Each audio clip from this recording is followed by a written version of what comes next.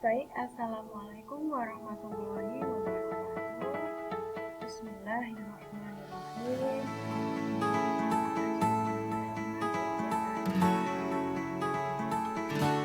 Bagaimana kabarnya anak-anak? Semoga kita semuanya diberikan kesehatan oleh Allah Subhanahu wa Ta'ala. Nah, pada kesempatan kali ini saya akan membahas tentang, atau kita akan mempelajari tentang bab ketiga untuk kelas 10 ya. Jadi yang akan kita pelajari itu adalah mujahadah an-nafs. Mujahadah an-nafs itu pengendalian diri, yang kedua husnuzon, dan yang ketiga adalah ukhuwah. Nah, kalau bahasa Inggrisnya ini self control. Ini adalah bagaimana kita mengendalikan diri kita. Yang kedua adalah positive thinking. Nah, positive thinking ini berpikir baik, ya, husnuzon. Yang ketiga adalah ukhuwah atau persaudaraan. Adapun tujuan dari pembelajaran ini adalah Nah, tujuan. Saya pindahkan wajah saya ke sini dulu. Tujuannya bagi siswa atau bagi kalian bisa membaca Quran surat Al-Hujurat ayat 12 sesuai dengan kaidah tajwid dan makhorijul huruf serta hadis yang terkait. Selanjutnya kalian bisa menghafal surat Al-Hujurat ayat 12 dengan fasih dan lancar dan hadis yang terkait. Kemudian juga bagaimana menerapkan perilaku sesuai dengan surat Al-Hujurat ayat 12, menerapkan sikap mujahadah an-nafs dan husnuzon. Kemudian ini ada lagi membaca surat Al-Hujurat ayat 10 sesuai kaidah tajwid, kemudian menghafal dan berperilaku sesuai dengan surat Al-Hujurat ayat 10, yaitu tentang sikap ukhuwah atau persaudaraan. Mohon maaf ya, ini karena mikrofonnya jadi harus seperti ini saya. Kebetulan kalau nggak pakai kayak gini tidak bisa, jadi harus pakai seperti ini. Baiklah, kita lanjut ke pelajarannya. Oke. Kalian bisa lihat, perhatikan gambar. Ini gambar A. Gambar A ada bapak-bapak berjabat tangan. Nah, ini menggambarkan tentang persaudaraan ya, ukhuwah. Kemudian ini kebalikannya, gambar B. Gambar B ini tentang apa? Ya, ini adalah perkelahian, permusuhan, lagi berantem. Nah, pengendalian diri atau self control. Gimana sih kita mengendalikan diri kita? Atau apa sih kita harus tahu dulu apa sih itu pengendalian diri? Jadi pengendalian diri itu apa? Ada yang tahu apa enggak? Pengendalian diri. Kalau bahasa kerennya itu self control. Oke. Jadi saya taruh mana ini biar kelihatan. Nah, di sini aja ya. Sip. Oke, pengendalian diri. Pengendalian diri ini adalah keinginan diri kita untuk mengontrol diri sendiri dengan menempatkan diri pada posisi terbaik, yaitu mengerti apa yang baik dan buruk, kemudian mengerti apa yang harus dikerjakan dan apa yang harus ditinggalkan. Jadi di dalam otak kita itu kita sudah mengertilah mana yang baik untuk kita dan mana yang buruk untuk kita.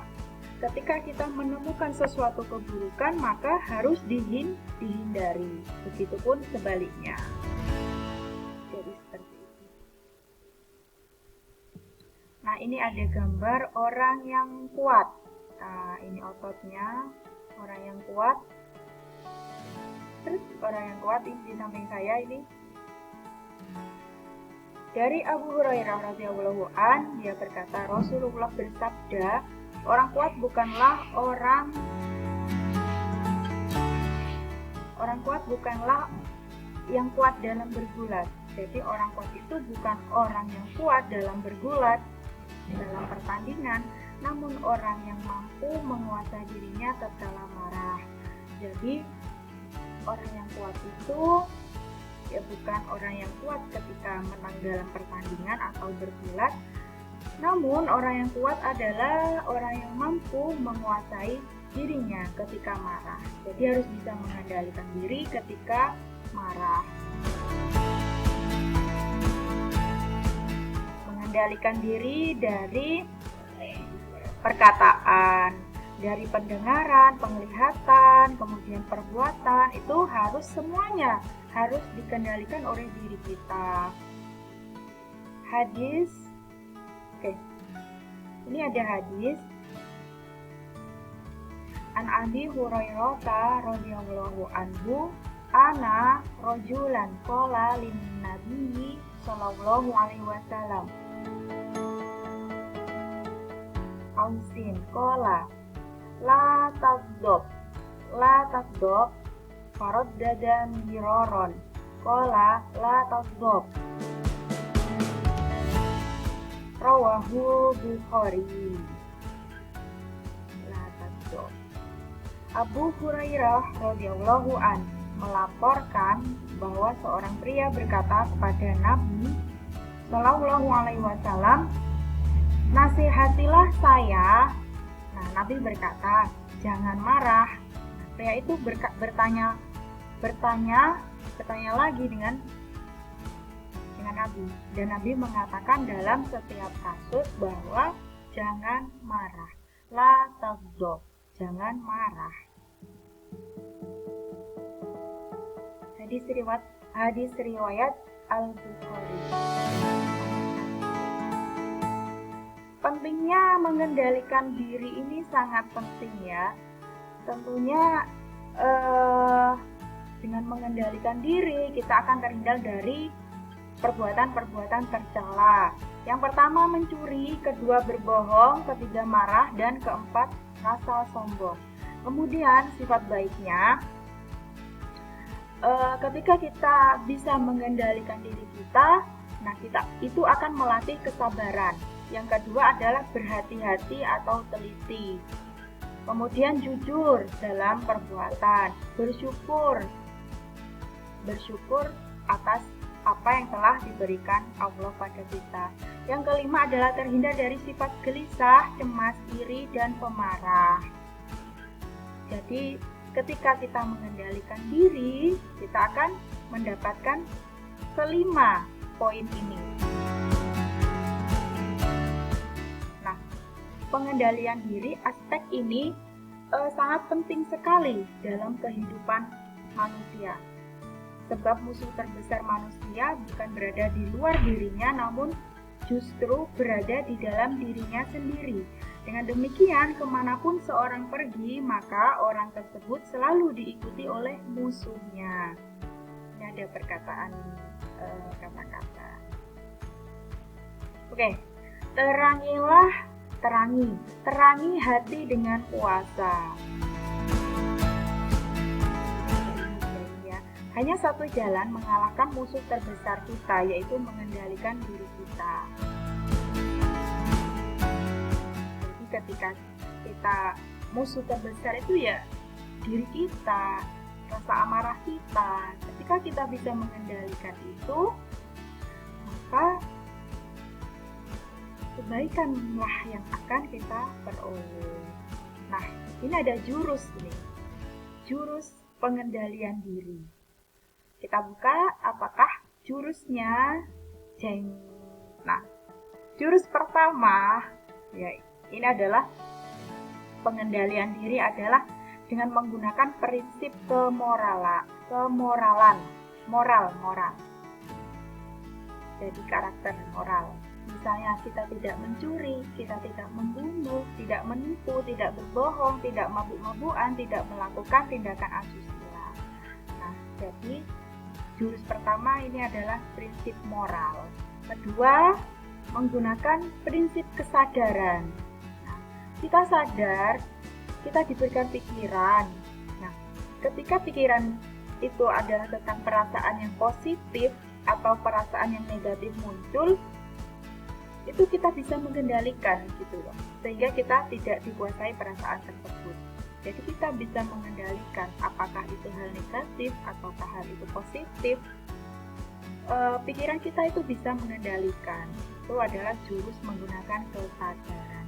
Ya kalau sudah tahu itu perbuatan negatif tetapi tetap dilakukan, berarti ini ada yang salah dengan kesadarannya. Ada yang salah, perlu diperbaiki lagi. Kemudian jurus yang ketiga. Jurus ketiga ini adalah perenungan. Saat kita sadar, saat kita sudah benar-benar tidak tahan, kita tidak tahan mau meledak, pikiran kita sudah stres. Misalnya kalau siswa memiliki banyak tugas, pikirannya kan cuma tugas-tugas terus, kemudian emosi, kok banyak tugas terus perasaan kita emosi, terus kita mau marah. Kenapa kok marah gitu? Ya karena kita itu tadi sudah meledak, pikirannya sudah stres tadi. Nah maka hindarilah sifat marah itu. Jadi harus bisa mengendalikan tadi. Kemudian jurus ketiganya perenungan, merenungi. Nah, apa sih keuntungannya kalau saya marah? Apa sih dampak yang saya terima ketika saya marah, ketika saya tidak mau mengerjakan tugas tapi malah marah-marah? Apakah benar reaksi saya seperti itu? Jadi harus merenungi. Kalau kita renungkan dengan pikiran yang jernih, pasti kita akan sadar, menyadari bahwa perbuatan itu adalah perbuatan yang salah. Kemudian adalah menggunakan kesabaran. Emosi naik turun, timbul, tenggelam, datang dan pergi seperti halnya pikiran. Saat emosi bergejolak, sadari bahwa ini hanya sementara, emosi hanya sementara. Usahakan kita tidak berlarut-larut dalam emosi dan menggunakan kesabaran.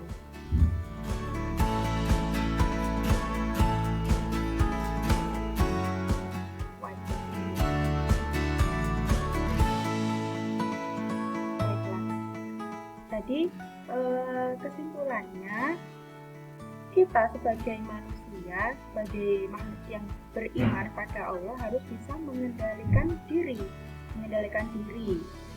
tidak mudah marah. Kemudian pembahasan selanjutnya, ini ada kata-kata yang harus kalian baca, ini sangat penting ini. Oke. Saya sangat ingin mengetahui wajah musuh saya, sebab tanpa terlihat dia terus-menerus mengikuti